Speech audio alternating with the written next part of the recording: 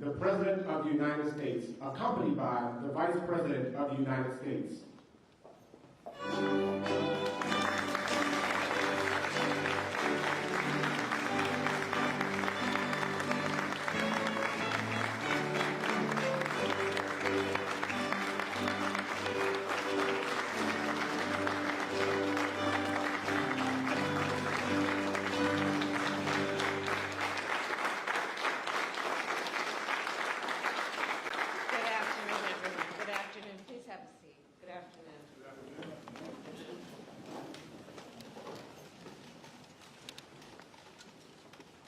President Joe Biden, members of our cabinet, members of Congress, community leaders, law enforcement officials.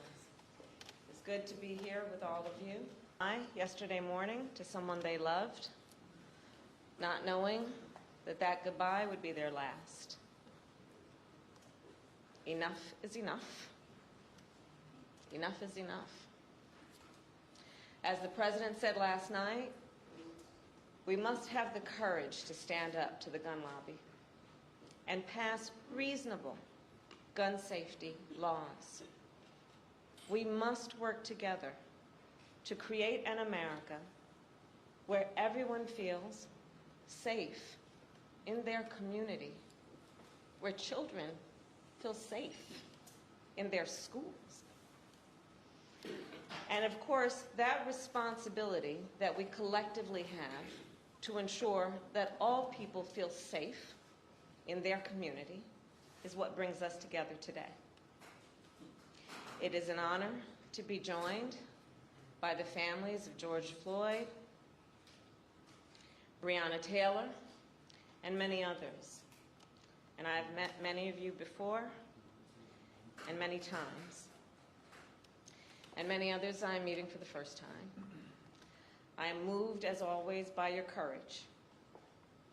You have felt so much pain, and you have endured unimaginable grief. You have experienced the anguish of losing someone you love and cherish. And yet, you are here, as you have been throughout the days of your grief, standing selflessly, full of grace and resilience, to speak up, to speak out, often against odds, great odds, to fight for a world where no one has to experience what you have been through. Your loved ones should be with us today. You should not have to mourn. You should never have had to mourn in order for our nation to feel your pain and to understand what is wrong and to agree that something must be done. I know it is a particularly difficult day for the Floyd family. 2 years ago today, a brother, a son, a father was taken from you. We will never forget what happened that day. The eyes of the world, literally, were on what happened that day. And collectively, we remain horrified by what we witnessed. And we are here today in memory of George Floyd and all those we have lost to take action. The law enforcement officers of our nation, well, they swear an oath to protect and to serve. And the vast majority do so honorably. Yet we know, too often, when there is a use of biased policing and excessive force, when that occurs, it too often is not met with accountability. Denying equal justice, not just to individuals, but to whole communities, and therefore to our nation as a whole. Trust between law enforcement and the communities they serve is critical to ensuring public safety. And as many of you know, this is an issue I have worked on personally since my first days as an elected district attorney and as California's Attorney General. As a United States Senator, I, together with Senator Cory Book, Congresswoman Karen Bass, introduced legislation to advance much-needed reforms. That legislation would have ensured greater transparency and increased accountability. We later named it the George Floyd Justice and Policing Act. And it was passed because of the strength of the leadership in the House of Representatives through the House of Representatives. However, last fall, Senate Republicans rejected the George Floyd Justice and Policing Act. They walked away from their moral obligation to address what caused millions of Americans to march in the streets. The critical need that a coalition of Americans were demanding, were pleading for in terms of reform and accountability. At the time, President Joe Biden and I, and all of us here, we made clear, and we vowed that we would explore every action available to us at the executive level to advance the cause of justice in our nation. In a moment, our president will sign an executive order that takes dozens of important actions to advance effective, accountable policing, to strengthen trust between law enforcement and the communities they serve, and to help us fight crime and promote public safety. This order will help protect our communities, and it will help keep members of law enforcement safe on the job.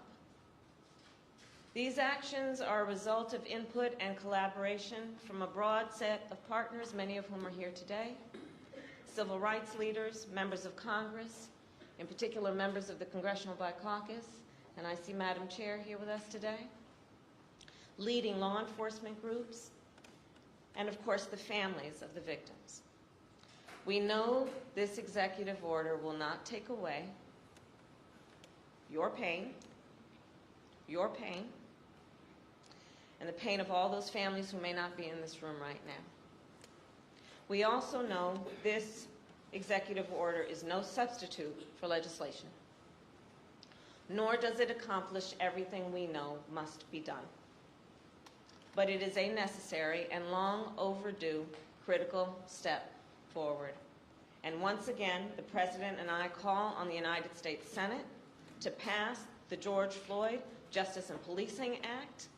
And once again, we vow that we will do everything in our power to protect public safety, to support law enforcement, and to address this issue of racial injustice wherever it exists. And with that, it is now my great honor to introduce a man who, when he ran for president, was clear in his purpose, which was to bring our nation together, who fights every day to make sure all our communities are safe and that the rights of all people are protected. The President of the United States, Joe Biden.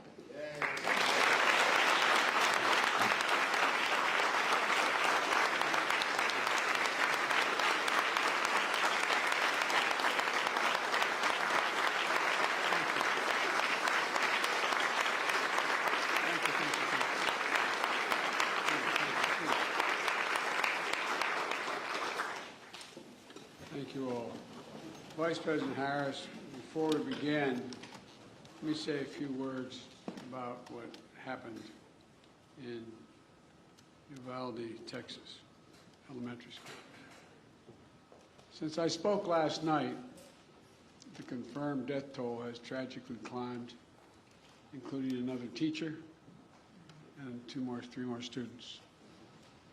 Jill and I will be traveling to Texas in the coming days to meet with the families and let them know we have just a sense of their pain and hopefully bring some little comfort to the community in shock, in grief, and in trauma. As a nation, I think we all must be there for them, everyone. And we must ask, when in God's name will we do what needs to be done to, if not completely stop, fundamentally change the amount of the carnage that goes on in this country? To state the obvious, and Corey and a lot of other people here, I'm sick and tired. I'm just sick and tired of what's going on and continues to go on. I spent my career as chairman of the Judiciary Committee and as vice president working for common sense gun reforms. As I said, as a senator and a vice president. While they clearly will not prevent every tragedy, we know certain ones will have significant impact and have no negative impact on the Second Amendment. The Second Amendment is not absolute. When it was passed, you couldn't own a cannon. You couldn't own certain kinds of weapons. It's just always been limitations. But guess what? These actions we've taken before, they saved lives, and they can do it again. The idea that an 18-year-old can walk into a store and buy weapons of war designed and marketed to kill is, I think, just wrong. It just violates common sense. Even the manufacturer, the inventor of that weapon, thought that as well. You know, where's the backbone? Where's the courage to stand up to a very powerful lobby? But here's one modest step. The federal agency that measures and ensures that gun laws are enforced and the Second Amendment is abided by, the Bureau of Alcohol, Tobacco, and Firearms Explosives, AFT, has not had a Senate confirmation leader for 7 years because of these disputes. For 7 years, been out without anyone in charge. I nominated a supremely qualified former prosecutor who has broad bipartisan support from law enforcement and the community overall. His hearing was held earlier today, I should say. The Senate should confirm and without delay, without excuse, send the nomination to my desk. It's time for action. We're here today for the same purpose, to come together and say enough, to act. We must. Vice President Harris and members of the Cabinet, members of the Congress, civil rights leaders, law enforcement officers and officials, distinguished guests, especially the families missing a piece of their soul, including the family sitting in front of me and a beautiful young girl who told me, my daddy's going to change history. And he will, honey. He will. They've lost a piece of their soul 2 years ago as well. You know, I know events remembering your loved ones, even though they're met with great reverence, are really hard. Everything's come back as if it was happening yesterday. But in your own ways, you've each of you, whose family's been victimized, have summoned the courage to find purpose through your pain, to stir justice that's been too long dormant, and to give hope while in need of hope yourself. That's why the executive order I'll be signing today is so important in my view. It's a measure of what we can do together to heal the very soul of this nation, to address profound fear and trauma, exhaustion, that particularly Black Americans have experienced for generations, and to channel that private pain and public outrage into a rare mark of progress for years to come.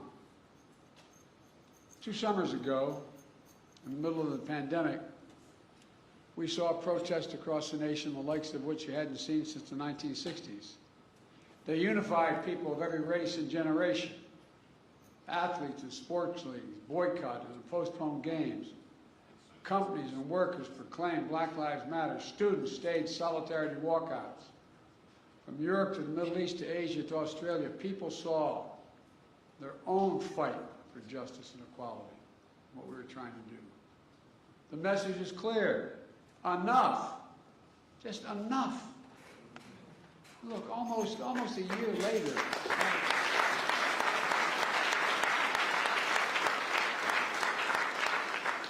Almost a year later, a jury in Minnesota stepped up and they found a police officer guilty of murdering George Floyd, with officers and even a police chief taking the stand to testify against misconduct of their colleagues. I don't know any good cop who likes a bad cop. But for many people, including many families here, such accountability is all too rare. That's why I promised as president I would do everything in my power to enact meaningful police reform that is real and lasting. That's why I called on Congress to pass the George Floyd Justice and Policing Act. The Senate's in my desk. So I'm asked why I haven't done this executive order earlier. If I'd done it, I was worried it would undercut the effort to get the law passed. This is a call to action based on a basic truth. Public trust, as any cop will tell you, is the foundation of public safety. If they're not trusted, the population doesn't contribute, doesn't cooperate. Two sides of the same coin, inextricably linked. And the principles of fairness and equal justice are at the core of each of them. For the wheels of justice are propelled by the confidence that people have in their system of justice. Without that confidence, crimes will go unreported. Witness fear to come forward. Cases go unsolved. Victims suffer in isolation while perpetrators remain free. And ironically, police are put in greater danger. Justice goes undelivered. Without public trust, law enforcement can't do its job of serving and protecting all of our communities. But as we've seen all too often, public trust is frayed and broken, and that undermines public safety. For the families here today and across the country who've had to ask why this nation, why so many black Americans wake up knowing they could lose their life in the course of just living their life today. Simply jogging, shopping, sleeping at home. Whether they made headlines or not, lost souls gone too soon. Members of Congress, including many here today, like Senator Cory Booker and Congressman Karen Bass, alongside members of the Congressional Black Caucus, House and Senate Judiciary Committees, spent countless hours on the George Floyd Justice and Policing Act to find a better answer to that question. I sincerely thank you all for your tireless efforts, but they're not over.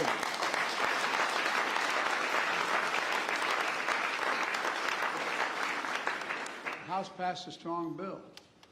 It failed in the Senate, where our Republican colleagues opposed any meaningful reform. So we got to work on this executive order. It was grounded in key elements of the Justice and Policing Act. It reflects inputs of a broad coalition represented here today.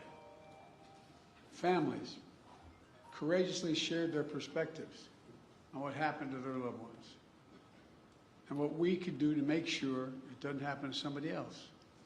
Civil rights groups and their leaders of every generation who've given their heart and soul to this work provided critical insights and perspectives.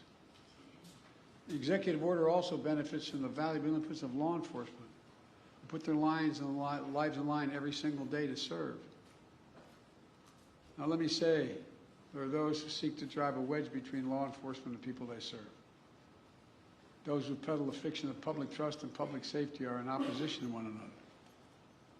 We know that's not true, but it occurs. I believe the vast majority of Americans want the same thing: trust, safety, and accountability. The vast majority of law enforcement risk their lives every day to do the right thing. Their families wait for that phone call every time they put on that shield. Just yesterday in Uvalde, brave local officers and Border Patrol agents intervened to save as many children as they could.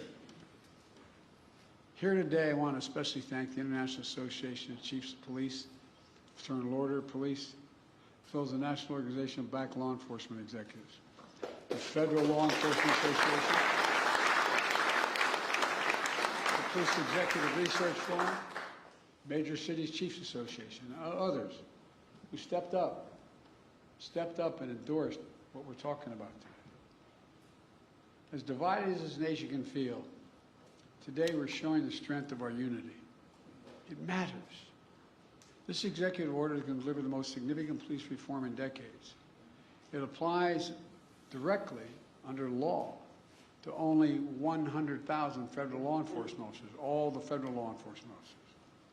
And though federal incentives and best practices that are attached to it, we expect the order to have significant impact on state and local law enforcement agencies as well. Here are the key parts. First, the executive order promotes accountability. It creates a new national law enforcement and accountability database to track records of misconduct so that an officer can't hide the misconduct. It strengthens the pattern and practice investigation to address systematic misconduct in some departments. It mandates all federal agents wear and activate body cameras while on patrol.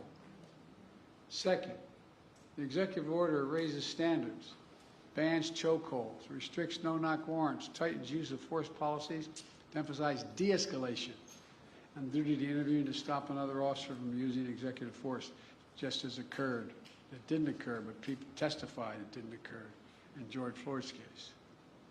And third, the executive order modernizes policing. It calls for a fresh approach to recruit, train, promote, and retrain law enforcement that's tied to advancing public safety and public trust. Right now, we don't systematically collect data, for instance, on instances of police use of force.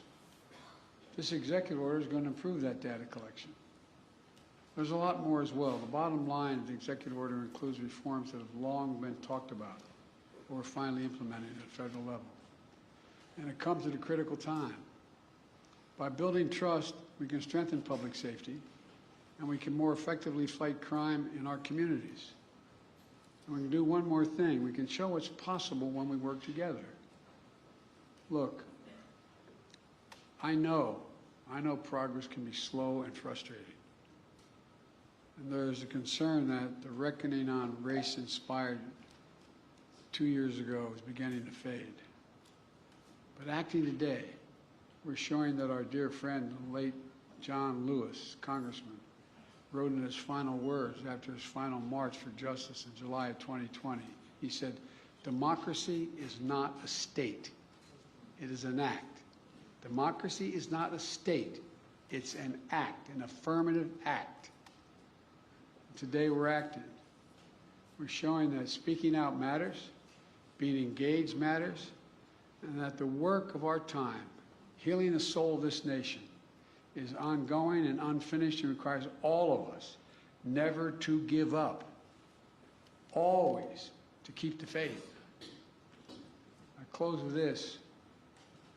Over 2 years now, for over 2 years, we've gotten to know one another and pray with one another, not figuratively, literally. I promise the Floyd family, among others, George's name is not just going to be a hashtag. Your daddy's name is going to be known for a long time. But as a nation, we're going to ensure his legacy and the legacy of so many others remembered today. It's not about their death, but what we do in their memory that matters. The purpose. In just a few moments, I'm going to deliver on that promise when I sign the executive order.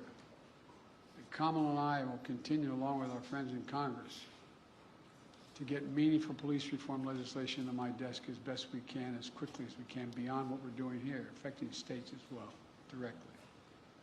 On this day, we're showing the America we know we're a great nation, because the vast majority of us are good people. And there's nothing beyond our capacity, nothing, when we act together as the United States of America. This is a start, a new start. May God bless you all. May God protect our forces. Now I'm going to go sign that executive order. Thank you.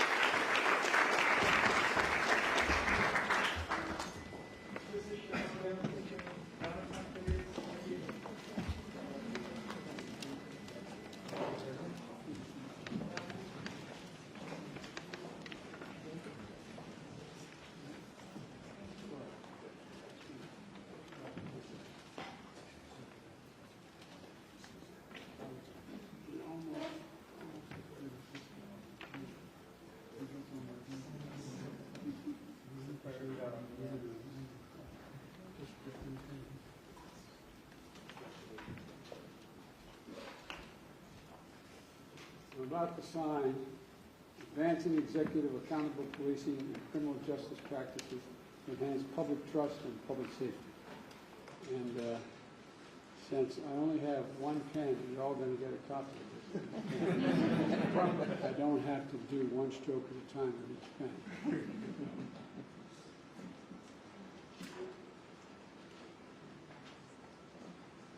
God willing, thank you.